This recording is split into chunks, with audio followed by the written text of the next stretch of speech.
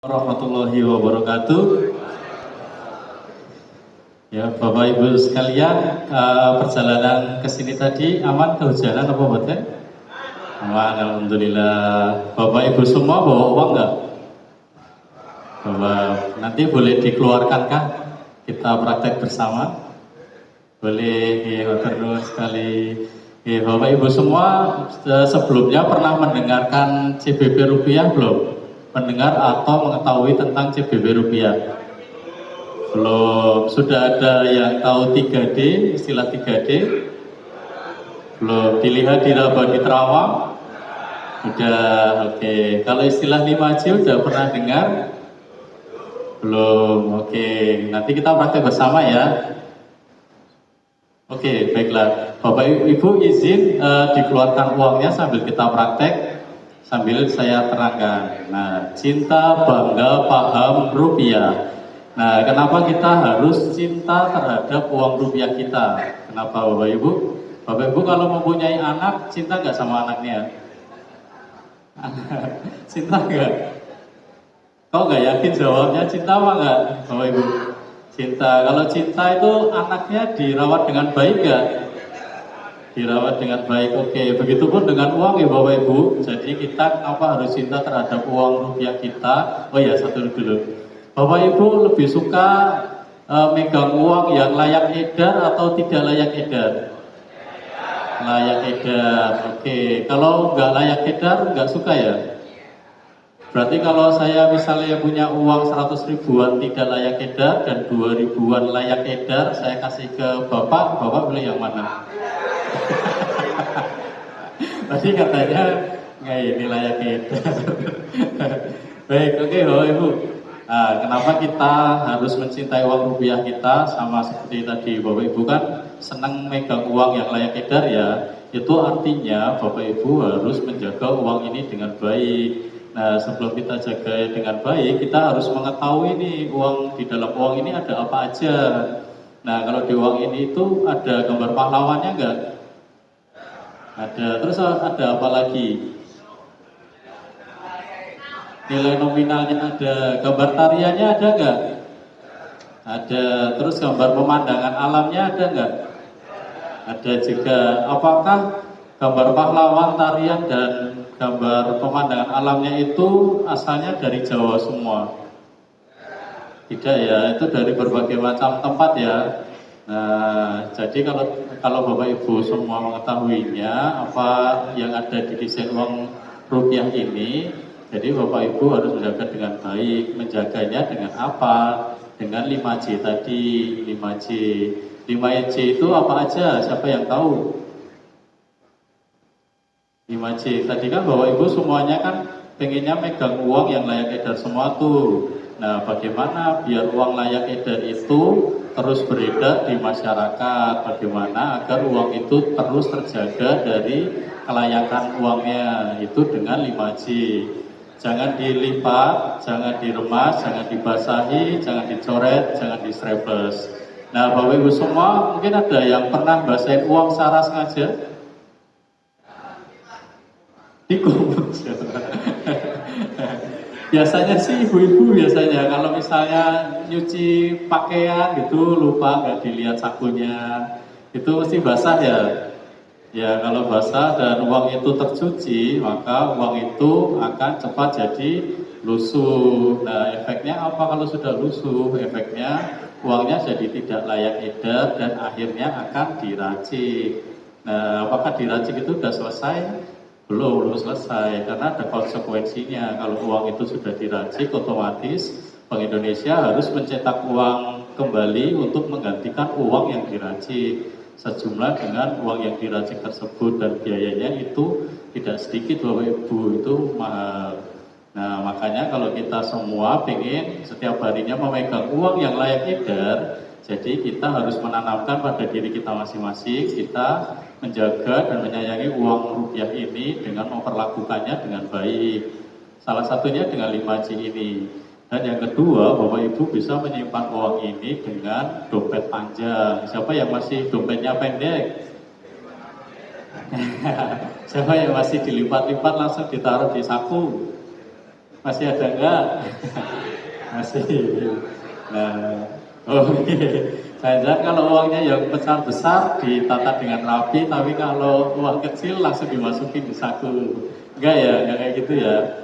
Oke, baik Bapak Ibu, setelah Bapak Ibu semua menyayangi uang rupiah ini, Bapak Ibu harus mengetahui bagaimana ciri keaslian uang rupiah ini. Bagaimana caranya?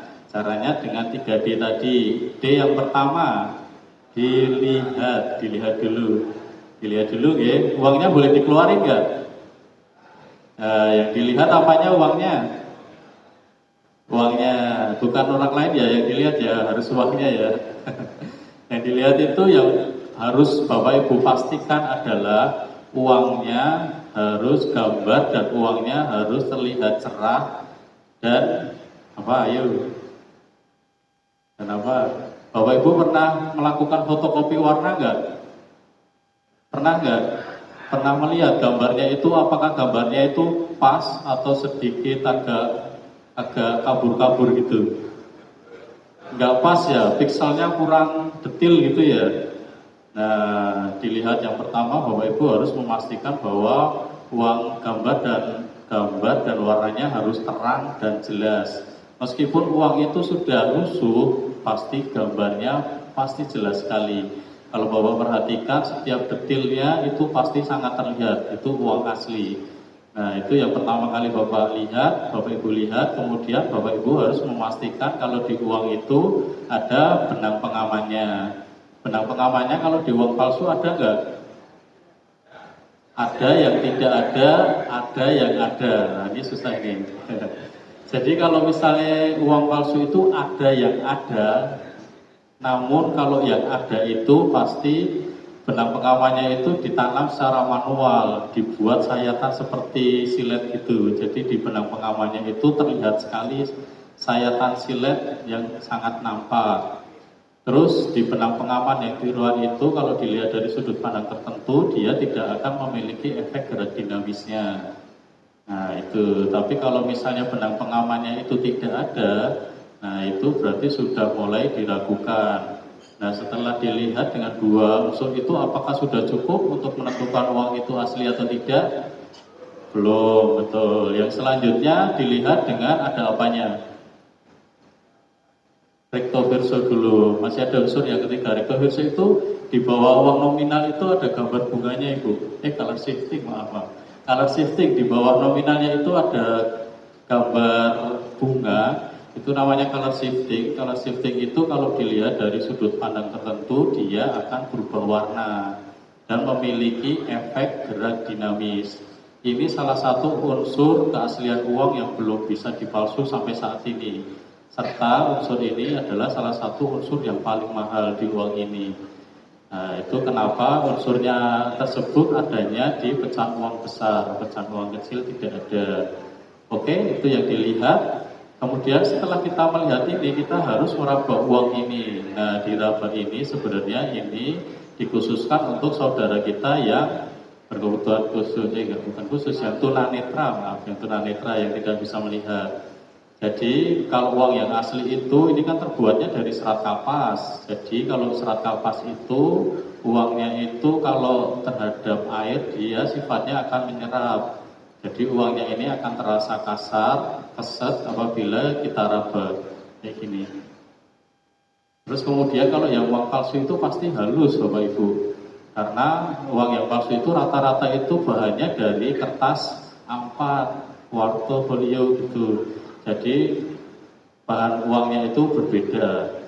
Oke, setelah itu, setelah terasa kasar diraba, kemudian ada logo tunanetra di sebelah kanan dan kiri. Itu kan di pecahannya kanan kiri itu ada sepasang garis ya, 100.000. Dan 50.000 dua pasang garis, 20.000 tiga pasang garis itu tujuannya agar orang yang tunanetra itu dapat mengenali uang yang dipegang itu uang pecahan berapa gitu. Nah kemudian setelah kita dilihat tadi udah agak ragu, kita masuk yang ketiga nih. Yang ketiga yang terakhir adalah di terawang. Bapak Ibu boleh praktekkan di terawang itu dilihat ke arah cahaya di sebelah, berarti ini sebelah kiri di bawah pecahan itu ada gambar pahlawannya, benar nggak? Kalau uang emisi baru, seperti di gambar ada watermark dan elektrotapnya. Nah, kalau di uang palsu itu juga ada, namun itu sangat berbeda sekali. Kalau uang asli itu gambarnya akan sangat jelas. Nah, kemudian yang di Terawang yang paling inti, yang paling nggak bisa dipalsu lagi, itu namanya recto verso. Recto verso itu berada di bawah logo Garuda, Bapak Ibu. Kalau Bapak Ibu lihat, seperti di gambar itu, di bawah lambang Garuda itu ada lingkaran putih. Itu kalau tidak dilihat ke arah cahaya, maka uangnya itu tidak membentuk logo Bank Indonesia secara utuh. Namun kalau Bapak Ibu perhatikan, Bapak Ibu terawang ke arah cahaya, dia akan membentuk satu logo Bank Indonesia secara utuh. Benar nggak? Sudah dicoba belum? Nah, itu salah satu unsur pengaman yang belum bisa dipalsukan juga. Karena di uang palsu yang terbaik yang pernah kita temukan itu logo Bank Indonesia-nya tidak akan sepresisi itu. Karena ini menggunakan teknik cetak yang luar biasa banget presisinya. Oke, itu terkait cinta Bapak Ibu. Kemudian setelah kita mencintai uang rupiah kita dengan baik, kita harus bangga terhadap rupiah kita. Kenapa kita harus bangga terhadap rupiah ini? Karena uang rupiah ini merupakan simbol kedaulatan negara. Simbol kedaulatan negara itu kayak bendera merah putih, lagu Indonesia Raya. Nah, uang rupiah ini juga merupakan simbol kedaulatan negara. Uang ini merupakan alat pembayaran yang sah di NKRI. Jadi kalau Bapak Ibu semua pergi wisata di tempat liburan, misalnya Bali ya, yang banyak mancanegaranya misalnya, itu kira-kira kalau mereka bertransaksi di wilayah NKRI boleh nggak menggunakan selain rupiah? Boleh nggak?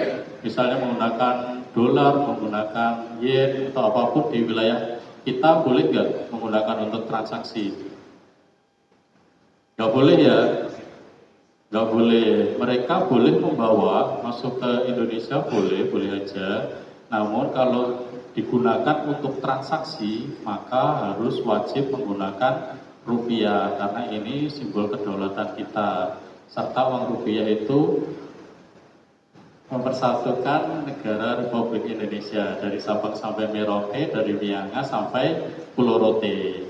Nah, kemudian yang terakhir terkait dengan paham rupiah. Kenapa kita harus paham rupiah? Pada intinya paham rupiah itu ini terkait kegiatan kita saat transaksi Bapak Ibu. Terutama saat kita lebaran itu kita kan sering membeli barang-barang yang berlebihan. Misalnya beli gula butuhnya 5 kilo, kita belinya 10 kilo misalnya kayak gitu. Dan kalau barang yang kita belinya terlalu berlebihan, itu akan menimbulkan barangnya jadi langka nggak? Barangnya jadi langka. Efeknya kalau barang sudah langka, harganya tetap atau naik atau turun? Naik ya. Kalau naik ibu-ibu seneng apa susah? Susah. Baik, berarti kita harus membeli perlengkapan kebutuhan itu secukupnya, sesuai dengan kebutuhan, tidak boleh berlebihan. Serta kita harus membeli barang-barang dari dalam negeri sendiri. Cintailah produk-produk dalam negeri, kita majukan UMKM di negeri kita sendiri. Oke Bapak Ibu, siap? Siap, oke. Bapak Ibu misalnya kalau misalnya di lain kesempatan lagi kita undang lagi, mau nggak? Mau nggak? Misalnya kita kasih TOT, mau nggak? Siap, semua siap berangkat nggak? Siap, oke. Baiklah Bapak Ibu, dari paham berbelanja ini kita udah ya, waktunya habis, mohon maaf. Baik, sekian dari kami Bapak Ibu, semoga penjelasan secara singkat ini dapat Bapak Ibu terima. Mohon maaf atas segala kesalahan dan kekurangan kami. Terima kasih. Wassalamualaikum warahmatullahi wabarakatuh. Waalaikumsalam warahmatullahi wabarakatuh. Terima kasih Mas Andi Bagus atas materinya tentang cinta baga paham rupiah. Selanjutnya adalah materi tentang sistem pembayaran dan pelindungan konsumen yang akan disampaikan oleh Saudari Taski. Kepada Saudari Taski kami persilahkan.